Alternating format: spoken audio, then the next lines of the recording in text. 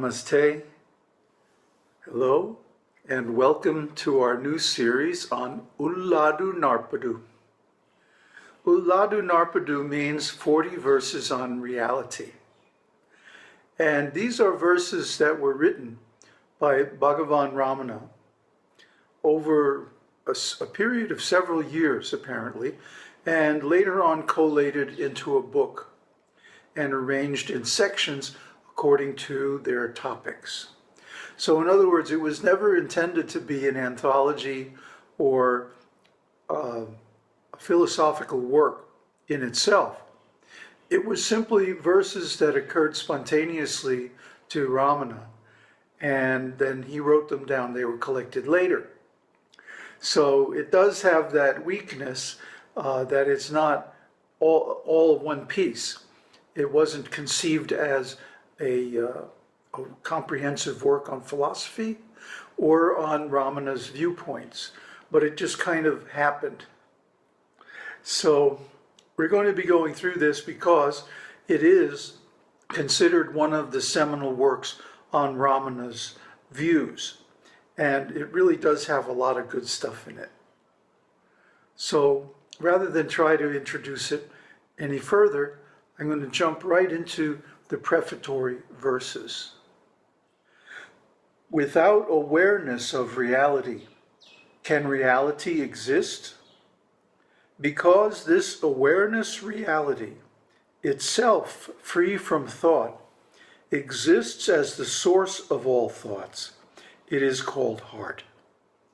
How to know it? To be as it is, thought-free in the heart, is to know it. So first of all, let's talk about awareness. Awareness, not consciousness. There's a distinction. And the distinction between awareness and consciousness is that awareness does not necessarily have an object. Consciousness always has an object. Consciousness of something. Okay? And consciousness is basically of the six senses. That is, seeing, hearing, smelling, tasting, touch, and the mind. And of course the mind, the last one, is the most important, because it's through consciousness of the mind that we get most of our ideas about reality. Whether they're true or not is another thing.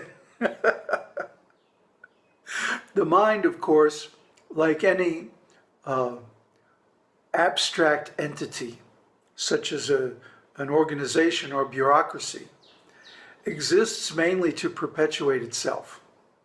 So the mind is going to tell us what it thinks we need to hear, not to get rid of it. Because actually it's perfectly possible to exist quite happily without one. So why do we really need the mind? Well, the mind is sort of like a cinema show or movie theater in Western language. In a movie theater, you have the screen and you have a projector. And then you sit there in the dark and the projector throws pictures on the screen, one after another. And from those pictures, we construct a narrative, a story, as if this was actually happening. And of course, it's all an illusion. It's literally smoke and mirrors, just light and shadow on a screen. So this is very similar to what we call consciousness. Now, consciousness has three phases. They are called waking, dreaming, and deep sleep. And in all three of those, we are aware of something. To use the illustration again of the movie theater, it's like in waking consciousness, we're viewing one movie called Waking Life.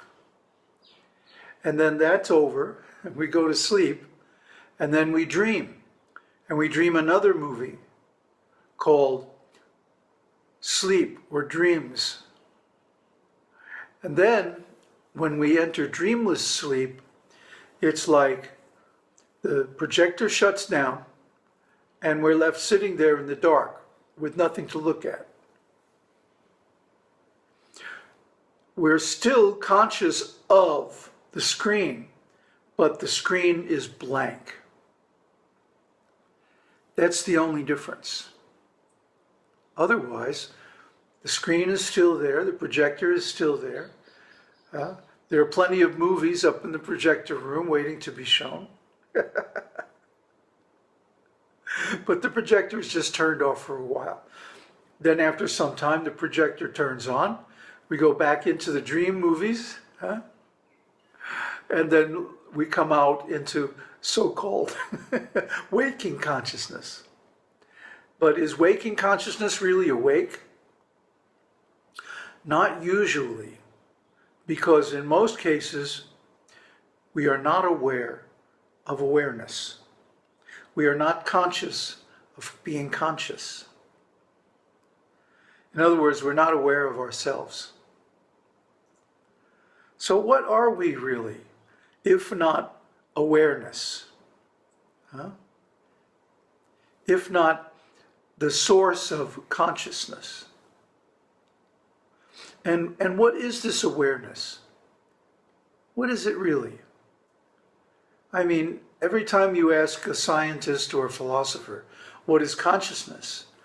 They'll jump into a whole complicated expression with lots of big, long words and complicated things, ideas, which is another way of saying they don't know.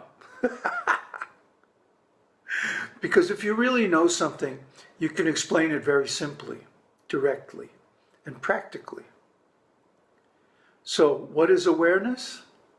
Awareness is a space where things show up. That's it. That's all you need to know. It's a space, isn't it? It can be small or large or in between. But however you slice it, if it's possible to slice it, awareness is a space. And stuff shows up in it. And when they do, you're aware of them. That's it. So when awareness has things to be aware of, it becomes consciousness. And when awareness is no longer interested in looking for things to be aware of, to be conscious of, then it's pure awareness. Now, let's take a look at this pure awareness. So what is a space? A space is an emptiness. It's like you say, I want to rent a space in this building. Well, how much space do you want? 1,000 square feet, 2,000 square feet, 10, 20? How much space do you want to rent? Because that's what you're renting. You're renting the area inside the walls, isn't it? So then there's this same question about awareness. How much awareness do you want? How much space do you want? How much emptiness do you want? Well, it's really hard to measure emptiness, isn't it? Because there is nothing. In emptiness, there's nothing to use as a unit of comparison. See, just like if you have to measure something, and I've seen carpenters do this all the time. You don't have a ruler handy, you use your arm. Just put a mark on one finger and another mark here when you can measure it, and then you can take it back to the shop and cut a piece to fit. But in emptiness, there's nothing. There's no body, no mind, no senses, no matter, no energy, no time, no space, no dimension, or even the concept of dimension. In fact, no concept at all. You see, in order for awareness to be aware, it has to be like a mirror. It has to simply reflect whatever is put in front of it. That means it can't have any preconceptions about what that is. That's not awareness's job. Preconceptions, that's the mind's job, and that's a whole nother subject. But the awareness is like a perfect mirror that simply reflects whatever is put in front of it. So, or rather into it, because it's a space. So does this mean awareness is a one-dimensional space, a two-dimensional, three-dimensional space, 4, 5, 17, 23? How many dimensions does this space have? Well, the only way to know is to put something of that dimensionality into it, isn't it? There's no way to know natively or by itself. So this is the difference between consciousness and awareness. Awareness is that space of being which has nothing in it, nothing to measure or to bound it, no way to conceive or determine its size or nature. So for all practical purposes, it has no nature. Only when you put something in it, then it starts to reveal the qualities not of itself, but of the object. Then you have consciousness. So let me ask you this. Can you tell the difference between one emptiness and another? Can you tell the difference between one awareness and another? And of course the answer is no. Every awareness, being a space of emptiness, is absolutely identical to every other awareness, to every other space of emptiness. So in other words, this proves the theory of Advaita, that there's no difference at all between you and me and God and the universe or whatever. Awareness is awareness. Space is space. Emptiness is emptiness. And there's no way to cut and slice it into pieces. So when somebody says awareness, who is aware? Just think over this a little bit if you want to blow your mind. Who is aware? Once you have a space of emptiness, who is that? Is that the little tiny conditioned ego that gets born and then struggles through life and suffers and dies and maybe gets reborn or whatever? Or is it something more than that? Is there something bigger that's simply being reflected in this limited conditioned consciousness that comes along with a body?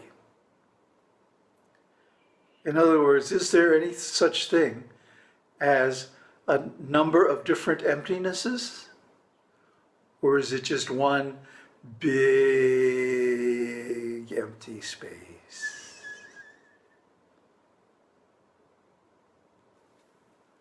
Namaste. Om Tat Sat. Om Hari Om.